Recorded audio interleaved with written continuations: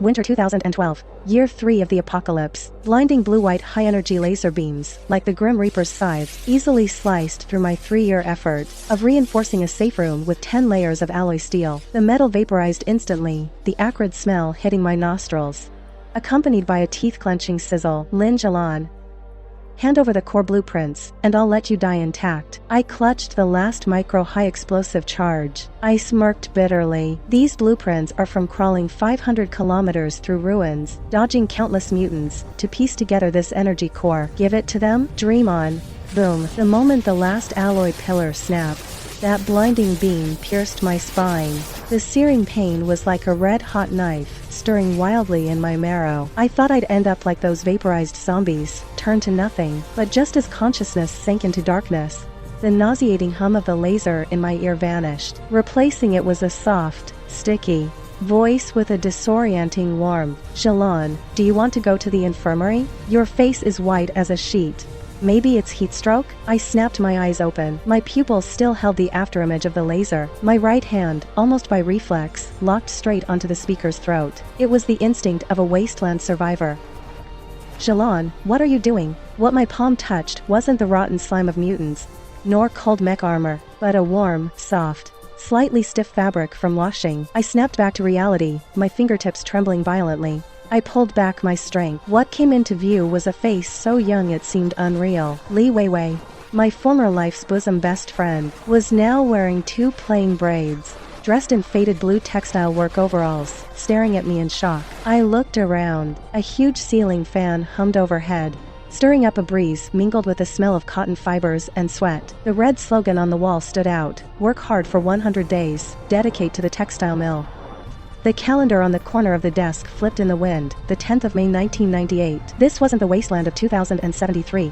This was the year I was betrayed by my fiancé, backstabbed by my best friend, and ultimately, with no way out, drank poison and died at 21. Zhilan, what are you spacing out for? Li Weiwei pulled a small, rosy apple from her pocket, and without a word, shoved it into my hand. Zhou Zi'an was just talking to me about how you've been working too hard lately on that Jacquard improvement plan. Too hard. It makes him really worried. I stared at the apple in my hand, its dry skin exuding a faint sweetness. In the post-apocalyptic world, a fruit like this could buy a life. But in 1998, it was just bait Li Weiwei used to win my trust. Zhou Zi'an worries about me? I turned to look out the window. At the corner of the hallway, Zhou Zi'an was chatting and laughing with the workshop director. He wore a neatly pressed polyester shirt, and behind his gold-rimmed glasses were a pair of eyes that seemed warm and gentle as jade. But I clearly remember, in my past life, it was these very eyes that, after that technical selection competition, coldly watched me be denounced as a plagiarist by the whole audience. Zhilan, thank you for your blueprints. He made me the factory director's son-in-law. Your sacrifice was worth it. It's as if my chest still carries the sensation from my past life, the burning of that bottle of pesticide, that desperate cold intertwined with the laser fire of the apocalypse just now, burning my eyes red. Zhilan, say something. Li Weiwei tentatively leaned closer. In those sparkling eyes lurked a greed called prying. I took a deep breath, suppressing the murderous intent that was about to burst from my throat. My fingertips pressed so hard that my nails dug into the apple's flesh. Fingertips use. I'm fine. I'm just thinking about the flesh. I'm just thinking. Since we're selecting technical core staff, then this proposal really needs to be well prepared. Since the heavens think I'm too stubborn to die, and pulled me out of that hellfire of traps, and threw me back into this seemingly peaceful but rotten 1998, then this life. Zhou Zi'an, Li Weiwei, are you ready to welcome a madman who crawled back from hell? Li Weiwei is like a fly that smells blood. She's been buzzing around me all afternoon. Her eyes keep inadvertently glancing at my locked drawer. I know, she's waiting for the drawing that can change the factory's fate, the improved trotter machine plans. In the apocalypse, that kind of look means snatching food. It usually has to be washed in blood. But now I'm just a weak, overworked technician. I deliberately staggered a few times in the workshop. Then, in front of everyone, I fainted next to that roaring loom. Zhilan, don't scare me. Li Weiwei's startled cry came right on cue. Part genuine, part probing. I was sent back to the dorm. Zhou Zi'an, carrying a net bag of malted milk and canned goods, pushed through the door. I was leaning against the headboard, pale-faced, with a vacant stare. Selection for Zhilan is coming up soon. You must take good care of yourself. If you really can't, then don't compete for the training spot this time. I can protect the factory's reputation for you. I held back the urge to use that fruit knife to slash his carotid artery. My fingertips trembled as I gripped the corner of the blanket. My voice was faint like a wandering spirit. You're right, Zi'an. I just took my temperature in the infirmary. The doctor said it's from overwork, irregular heartbeat. I might really have to drop out of this selection. A flash of ecstasy quickly passed through Zhou Zi'an's eyes. Although that joy was well hidden behind his thick glasses lenses, I still caught it. What about that half-finished blueprint of yours? He tentatively spoke. I'm not drawing it anymore. I don't have the strength. I closed my eyes and buried my head in the shadows in defeat. Li Weiwei sharply gasped beside me. Her voice changed tone, and her foxtail showed itself. How can that be? Zhilan, that's your hard work. Since you can't participate, why not let Zi'an finish it for you, so it's not all for nothing? Looks like the foxtail is showing. I pretended to hesitate for a long time, then tremblingly from under my pillow pulled out a roll of densely drawn sketches, and shoved them into Zhou Zi'an's hands. Zi'an, this is the Jacquard circuit I came up with 2 nights ago. Although it hasn't been stress tested yet, I think you'll be able to understand it. That blueprint was derived from the overload circuit logic of apocalyptic laser weapons, reverse-engineered. On the surface, it can triple weaving efficiency, a masterpiece that would shake the textile industry. But in reality, as long as the machine runs at high intensity for over 6 hours, the overload tension will snap the main shaft, causing an irreparable mechanical disaster. Zhou Zi'an left as if he had found a treasure. Li Weiwei also made an excuse to slip out and get some water. The room grew quiet. I opened my eyes, the weakness in them instantly gone, replaced by extreme coldness. But just then, the dorm door was pushed open again violently. A man in a dark gray jacket, drenched in sweat, burst in. Zhao Jing, my lifeline boyfriend from my past life, the only one who gave me warmth before my suicide, but a man full of suspicion in this life. He rushed up to me, grabbed my shoulders, with astonishing force, his eyes full of desperate bloodshot veins. Zhilan, something happened. My mom collapsed. Uremia, the doctor said she needs a kidney transplant, and it costs 50,000. Zhilan, only you can save her. Can you use the bonus from the selection? My heart suddenly sank. In my last life, Zhao Jing's mom never had this disease. I looked at his face, full of anxiety. Suddenly, in my mind, scenes from the apocalypse surfaced, those lures in human skin. Mutants, 50,000 yuan. That's exactly the prize for first place in this technology selection competition. And it's also the biggest chip Zhou Zi'an could offer. I stared at Zhao Zhen's hands, tightly gripping mine. Suddenly, I smiled. My smile sent a chill down Zhao Jing's spine. Your mom is sick. That is indeed serious. Don't worry, I will definitely earn this money back. Zhou Zi'an wants my blueprints, Li Weiwei wants my position, and the man I trust most, he actually wants my life in exchange for his wealth and glory. Just fine. Sure enough, there's not a single living soul in this textile compound. Since you all want me dead, then I'll build for you on this ruin the most magnificent graveyard. After Zhao Zhen left, I stared at the ceiling fan, wobbling dangerously, listening to its creaking. I didn't rest. Instead, I cancelled my leave, dragged my sick body back to the workshop. Along the way, my colleagues' pointing fingers stung like needles.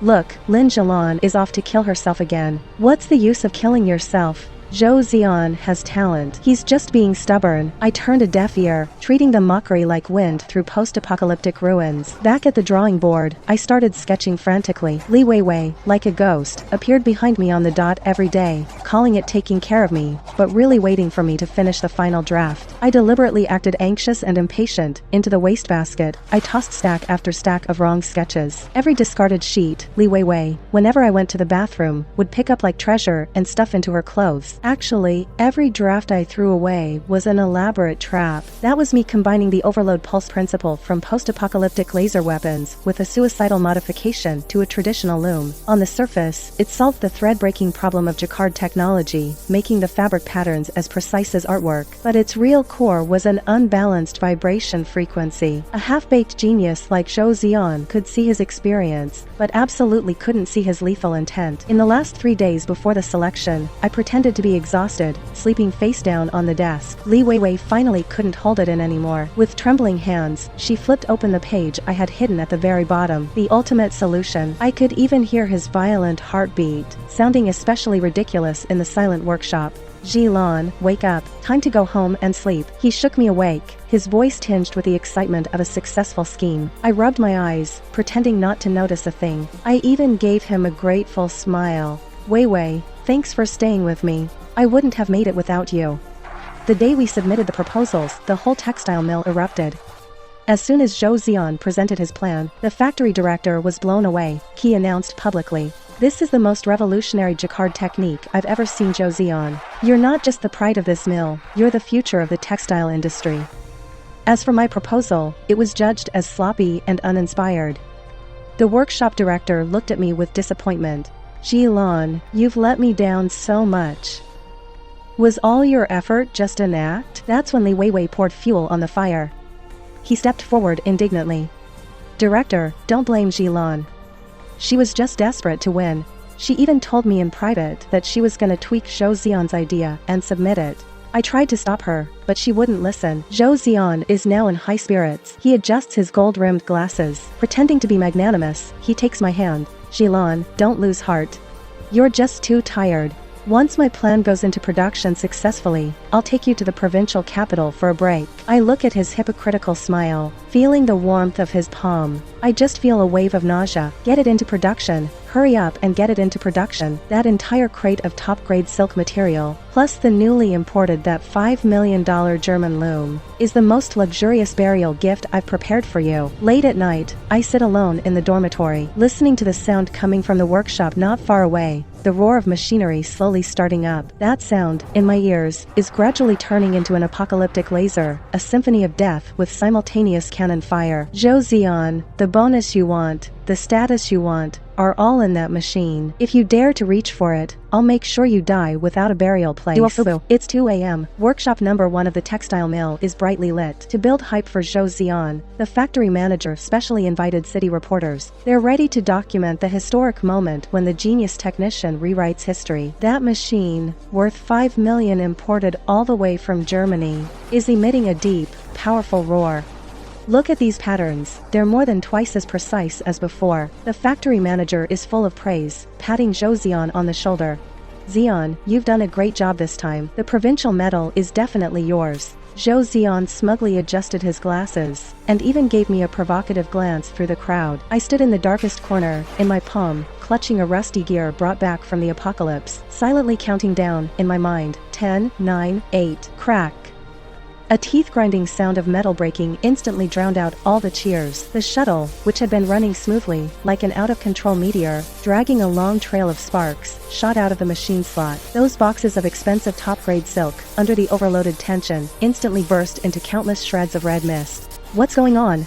Hit the kill switch," the factory manager screamed. Zhou Zi'an was terrified. He frantically pounded the control panel, but against the overload circuit I had tampered with, all standard shutdown commands were useless. With a deafening roar, the spindle of the German machine, unable to withstand the high-frequency vibrations, snapped completely in plain view. Hot oil splashed all over Zhou Zi'an's face. He screamed and stumbled backward, and knocked over a nearby journalist's camera. The entire room fell silent. Only that $5 million machine, like a dead giant beast, billowing smoke, uttered its final death rattle. "It's Lin Zhilan," Zhou Zi'an, with oil and cold sweat seeping through his fingers, hysterically yelled. "She tampered with the proposal. She was jealous that I came first. She wanted to ruin me, and the factory too." Everyone's eyes bore into me. Li Weiwei was quick to react. She immediately jumped out, screaming, "I said he's been out of sorts these days. He must have tampered with the machine. Manager, call the police and have him arrested." I walked out of the shadows expressionless, and stepped up to Zhou Zi'an. The murderous aura I'd honed in the apocalypse made him instinctively shudder. "Zhou Zi'an, you submitted the proposal. You optimized the technology. You even operated the trial run yourself." My voice was as cold as ice. "You say I tampered with it? Are you trying to admit that you, a genius, can't even understand a plan I've looked over, and have to copy a loser's idea?" Zhou Zi'an was speechless. His face was as green as a dead fish belly. Just then, Zhao Zhen rushed into the workshop, panting. I thought he would defend me like, in the previous life, but he grabbed my arm and shouted, "Zhilan, stop it. Come with me to turn yourself in. Just say you did it to help me raise money to save my mom, and messed up the machine in a moment of desperation." "Boss, she's my girlfriend. I'm willing to cover part of the compensation for her. Save your mom." I let out a cold laugh. I pulled a stack of papers from my pocket and flung them in everyone's faces. "Zhao Chuan, your mother was back home 3 days ago, playing mahjong with a rosy complexion. Where did the kidney failure come from? As for this pledge to take the blame, how much did Zhou Zi'an pay you to risk being fired just to pin this crime on me in this act? Those papers are photos taken by the neighbors back home, and fragments of letters exchanged between Zhao Zhen and Zhou Zi'an. The workshop erupted in uproar. The factory manager looked at the wrecked machine, then at the ugly farce before him, and nearly spat out a mouthful of blood. Call the police.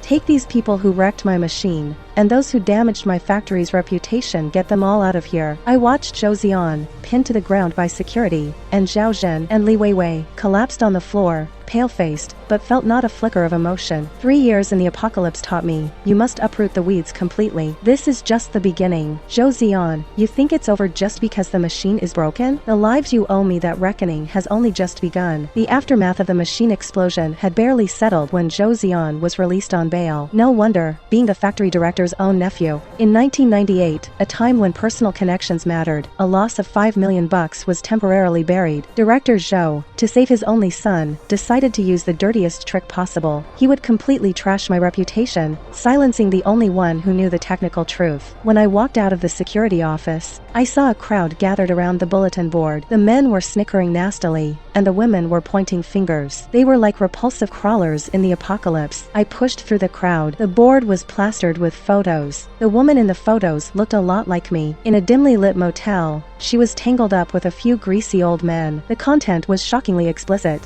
Whoa, Lin Zhilan, wouldn't have guessed. Acting all aloof like an angel. But behind the scenes, you're this wild. Li Weiwei is standing in the middle of the crowd, crying her heart out. Zhilani, how could you stoop so low? To protect your reputation.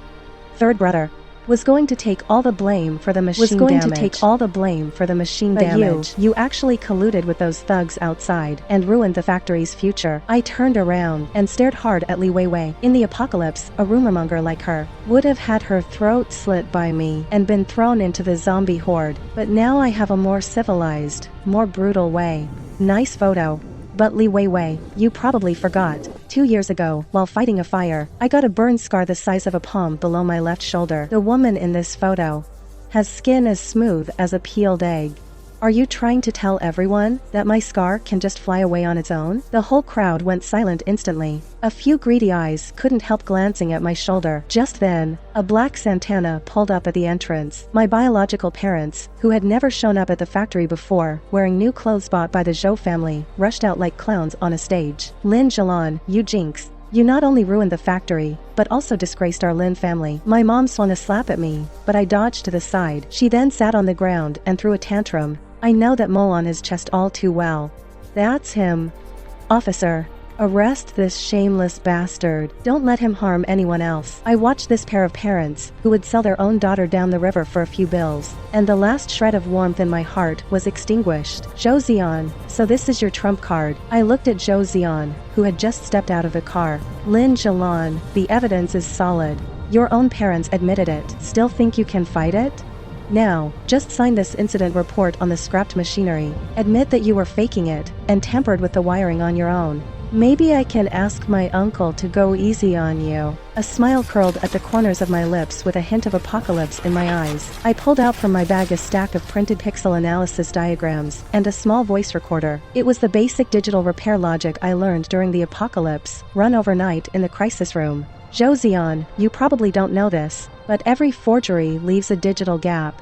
The base of this photo is a 3-year-old picture from the red light district in the provincial capital.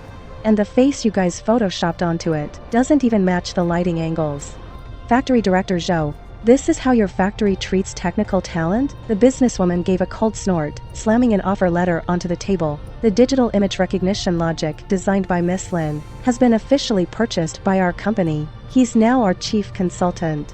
Anyone who messes with him is messing with me. Han Swing. Factory director Zhou and Zhou Zi'an's faces turned pale instantly. I looked at my dumbfounded parents and whispered in their ear, that $500 the Zhou family wanted to give, go collect it in your dreams. Next, you should talk about how many years in prison defamation gets you. The setting sun stretches my shadow. With this strike, I didn't just tear off Li Weiwei's disguise, but also, within the Zhou family's proudest network, drove in a fatal spike for them. Zhou Zi'an, your machine is broken. Your reputation is about to be ruined. Next step, it's your turn, for that factory director inheritance you're so proud of. The winter of '98 came early. Withered leaves outside the court rustled in the cold wind. Defendant Zhou Zi'an, regarding your accusation of Lin Zhilan for damaging public property and for using forged photos to commit personal attacks, do you have anything to add? The judge's voice echoed in the empty courtroom. Zhou Zi'an, at this moment, had lost all his former high spirits. He was like mud without bones, his eyes unfocused, but still staring intently at me. Factory director Zhou sat behind him, constantly wiping cold sweat from his forehead. I did not forge them, Zhou Zi'an suddenly roared, pointing at Lin's parents on the hearing bench.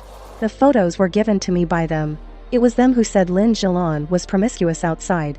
I just wanted to help the factory clean house. I stood up, without looking at Zhou Zi'an, but at the biological parents, cowering with their heads tucked in. Since you say it's to purge the family, then tell me, that $2,000 deposit slip Zhou Zi'an gave you.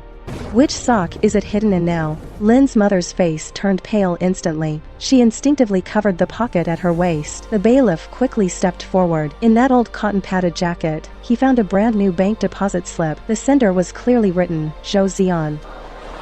The judge's gavel fell. Lin Jiangwo, Wang Chuihua, as the biological parents, you accepted bribes from others, publicly slandered your own daughter. The facts and evidence are conclusive. What else do you have to say? Lin's mother collapsed onto the ground and started throwing a tantrum. He gave it to us willingly. That's our retirement money. Zhilan, you ungrateful little beast. Do you really want to see your own parents go to jail? I looked down at her from above, with not a flicker of emotion in my eyes. In the apocalypse, no. In my world, there is no such thing as blood ties, only allies and enemies. From the moment you took money to smear me, we are just plaintiff and defendant. Lin Zhilan, that's $5 million worth of imported equipment. Factory director Zhou stood up abruptly, his face contorted with rage. Although the proposal was submitted by Zi'an, you were the one who drafted it. You deliberately left a backdoor in the core technology. This is a crime of duty. You're going to be bankrupt. Once again, all eyes in the room turned to me. $5 million. In 1998, that was an astronomical sum that could drive someone to suicide. Li Weiwei, sitting in the defendant's seat, revealed a sick smile. He thought that once this debt was on me, my life would be ruined. Calmly, I pulled a photocopy out of my briefcase. It was from when Li Weiwei stole the draft earlier. A disclaimer I deliberately slipped in between. Factory director, Zhou, have you forgotten to read the appendix when Zhou Zi'an submitted the proposal? I pointed at those inconspicuous small characters and enunciated each word clearly. This proposal was completed entirely independently by Zhou Zi'an. All subsequent operational failures and losses shall be the sole responsibility of the submitter, and no one else. What's more, below it, to flaunt his genius authority, Zhou Zi'an had specially signed his flamboyant cursive name. No, this isn't what I signed. You set me up. Zhou Zi'an went berserk and tried to charge at me, but the bailiffs pinned him to the table. Li Weiwei was right next to you when you signed. He can testify. I turned to look at Li Weiwei, my eyes full of mockery. Weiwei, do you want to share Zhou Zi'an's $5 million debt? Or do you want to tell the truth? How did he coerce you into stealing my manuscript that day? Li Weiwei looked at Zhou Zi'an, then at the huge IOU. Without hesitation, she started screaming. It was him. He forced me. He said he'd take me to the provincial capital to get our marriage certificate tomorrow, and told me to change the name on the proposal. I had nothing to do with it. Zhou Zi'an's last shred of dignity completely crumbled. He turned around and punched Li Weiwei hard in the face. The courtroom instantly erupted into chaos. Screams, curses, and punches all mixed together, like a ridiculous funeral. I turned around, turning my back on this pathetic bunch of lowlifes, and strode out of the courtroom. The sun broke through the clouds, shining on me. It felt warm. Factory director Zhou was investigated for dereliction of duty and corruption. Zhou Zi'an and Li Weiwei were imprisoned for fraud and forgery, and that couple, they'll spend their greedy remaining years behind bars. But that wasn't enough. Lin Yaozhu, my precious little brother back home, waiting to take over and suck me dry. You were that rotten couple's only hope, right?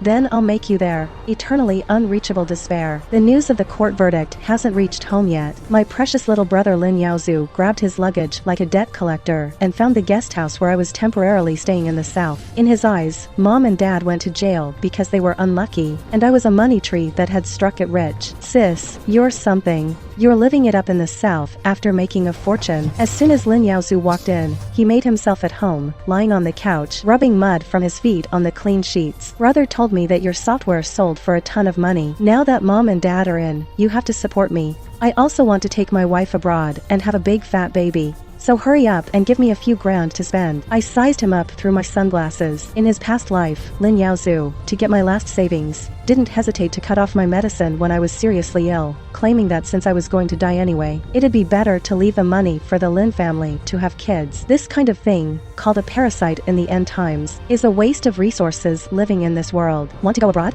Fine. I slowly took off my sunglasses, a weird smile curling at the corners of my mouth.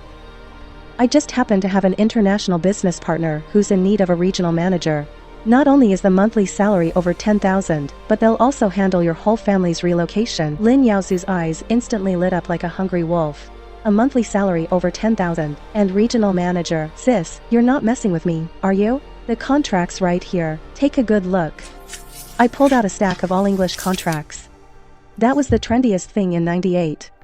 A guy like Lin Yaozu, who didn't even finish primary school, how could he possibly understand the dense clauses in the contract? He only saw a few eye-catching numbers and a green card with a big red stamp. He didn't even realize that it wasn't a residence application at all, but a lifetime labor dispatch contract to be transferred via a third country to a mining area in war-torn Africa. Sign here. And your manager Lin. I handed him a Parker gold pen. Lin Yaozu hurriedly scribbled his name crookedly on the signature line. He even turned around smugly to show off to his heavily pregnant, thuggish-faced girlfriend. See that? Follow me, Lin Yaozu, and you'll eat well and drink well. On the day of boarding, the wind at sea was strong. I stood on the dock, watching Lin Yaozu act like a nouveau rich, bossing the farewell workers around. He thought he was heading to paradise, but didn't know it was in the midst of warlord chaos, and his task was to manually mine gold in a deep well with zero protection. Sis, once I'm settled abroad, I'll send you gold bars. Lin Yaozu waved his labor contract, grinning from ear to ear. I watched coldly as the cruise ship slowly left port, silently thinking, those gold bars are what you deserve. In your past life, you cut off my medicine, so in this life, I'll cut off your roots. Once you set foot on that land, your passport, which I tampered with, will be invalid. You'll become someone without nationality or identity, a ghost rotting away in an illegal mine. My phone buzzed violently in my pocket. It was a strange number from the detention center. Lin Zhilan, save me. Zhou Zi'an has lost his mind. He's trying to pin everything on me in prison. I know a secret too, about your factory entry quota back then. You didn't earn it through exams. It was Zhao Zhen. I hung up the phone right away. Then I took out the battery and tossed it into the raging sea. Secrets, in the face of absolute power, are just the burial goods of the dead. Zhao Zhen, the man who played the devoted boyfriend for 3 years in my past life, turned out from the very beginning to be the most poisonous piece in this magnificent game. Since you all want to play, then I'll change the rules. This time, I won't be a pawn. I'll be the player who smashes the board myself. That phone call from Li Weiwei in prison was like a key that unlocked the most absurd dream of my past life. I always thought Zhao Zhen was the one in that rotting swamp who ever reached out to me. In my past life, when my reputation was destroyed, he was the one who drank cheap liquor with me. He was the one who cried by my bedside before I attempted suicide. But only now do I realize, what's scariest in the bedroom isn't the blatant zombie, but the kind lurking in the shadows, who eats poison for you while wiping away your tears.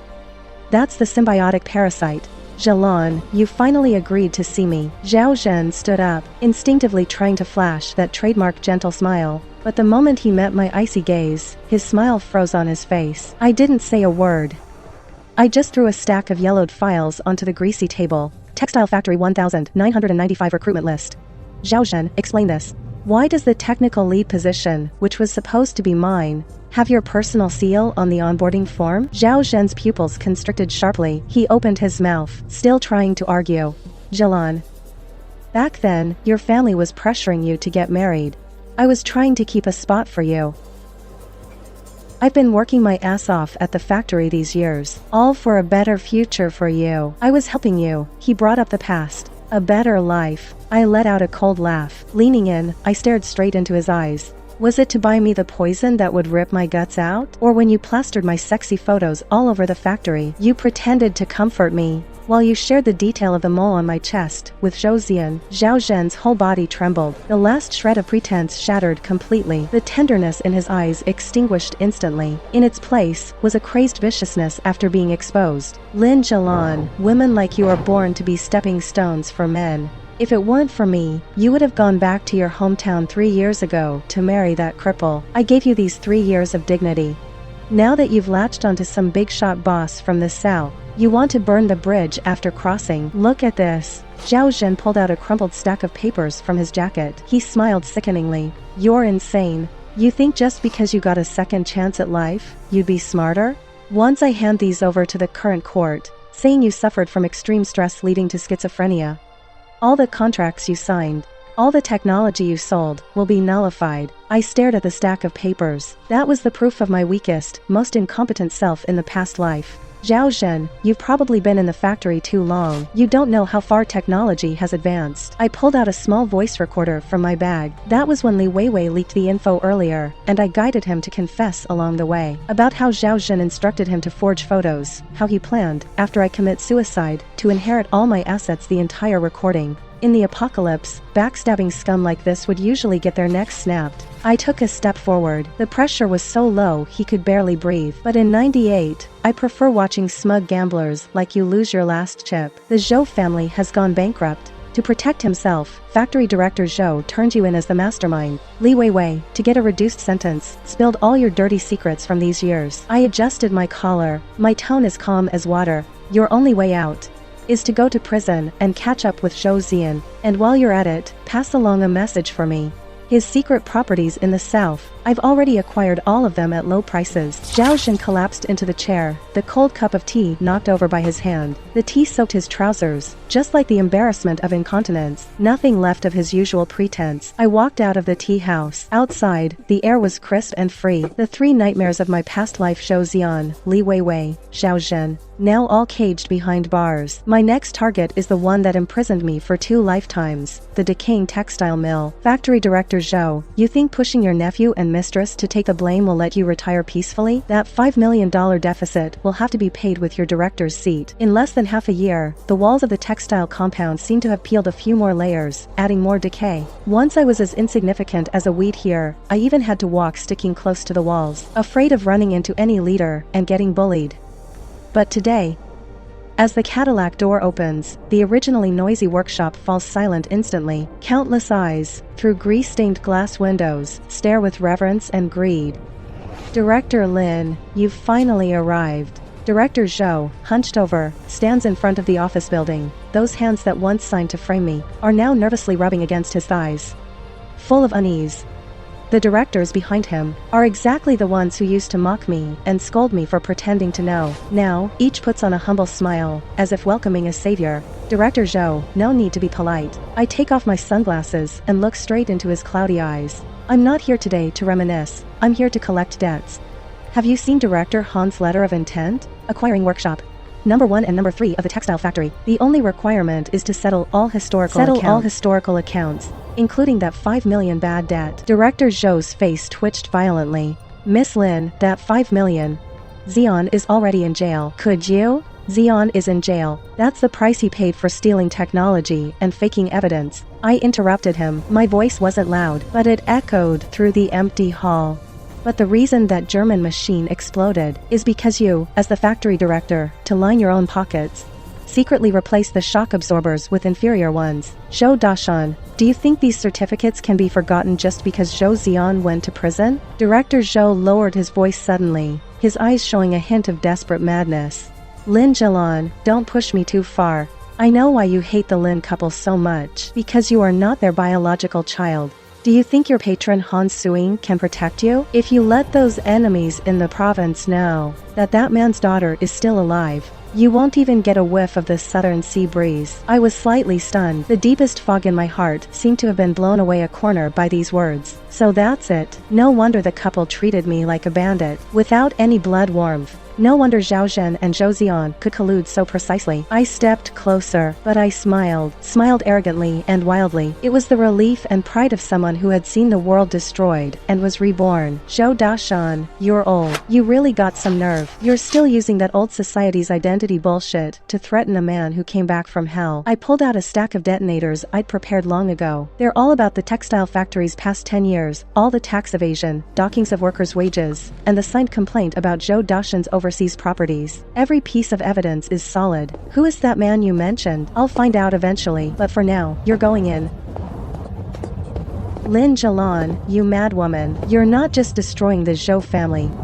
You're destroying the factory too. I watched coldly as the bailiffs dragged him into the police car. No ripple inside me. Then I turned around, facing the workers who were at a loss, their eyes blank. My voice firm, I declared. The factory isn't going down. The workers gripped the railing firmly. Starting tomorrow, it will be renamed Zhilan Tech Manufacturing. Salaries will double, all back pay will be compensated, but not one of the Zhou family's lackeys stays. Among the crowd, a thunderous cheer erupted instantly. I stood on the steps of the admin building, watching those cheering people, but my heart was utterly calm. The snow of '98 hasn't fallen yet, but I've already buried my past with my own hands. Han, help me look up a name. I dialed Han Suying's number. My gaze passed through the dilapidated factory toward the distant provincial capital. About the man who disappeared 20 years ago. Zhou Zi'an was the bait, Zhao Zhen was the knife, factory director Zhou was the shield. Now the bait is rotten, the knife is broken, the shield is shattered, the real big shot hiding behind the fog. It's your turn. The first snow of 1999 fell especially quietly. The big shot in the provincial capital, Shenzhen fell from power. No one expected that this tree, entrenched in the province for 20 years, with deep roots, would ultimately be uprooted by a textile worker who was unheard of in 1998. The name factory director Zhou uttered before dying became the final brick that sent Shenzhen Yuan to prison. It turns out I wasn't an abandoned orphan at all. My biological father was Shenzhen Yuan's political rival. Back then, to climb the ranks, Shenzhen Yuan didn't hesitate to frame people and send them to prison unjustly. He caused my father to die, my mother to perish, my family to be destroyed, and I was secretly fostered in a remote neighbor's home, confined like an animal, just waiting for the day I could become a pawn in his deals. Boss Lin, Shenzhen Yuan wants to see you in prison. I picked up the red wine on the table, looking at the swaying red liquid in the glass. I let out a soft laugh. No need.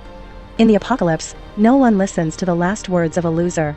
He owes my parents their lives. Let him slowly pay it back behind bars for the rest of his life. At the same time, several battle reports came from afar. Lin Yaozu was caught illegally crossing a border at a mining area in Africa. He will serve hard labor in a dark, damp dungeon for the rest of his life. Zhou Zi'an, mentally deranged in prison, spends all day drawing floral designs on the wall. It's a nightmare he can never escape, trapped in his own obsession. And Li Weiwei, on the day of her release, found her face ruined, penniless. She can only scavenge for scraps in a dilapidated alley in her hometown, a destitute life. As for Zhao Zhen, he tried to earn credit during his sentence reduction. He didn't hesitate to betray his cellmates. In the end, his cellmates broke his leg, ending up crippled and destitute, no longer able to stir up trouble. These names, to me, are as unfamiliar as dust from the last century. They scatter with the wind. No more ties. I opened the old camera my father left behind. Inside was a microfilm. It was the last keepsake from my father. On the film, not only the key evidence to bring down Shenzhen Yuan, but also a message left for me in Morse code. Every word is deep and resolute.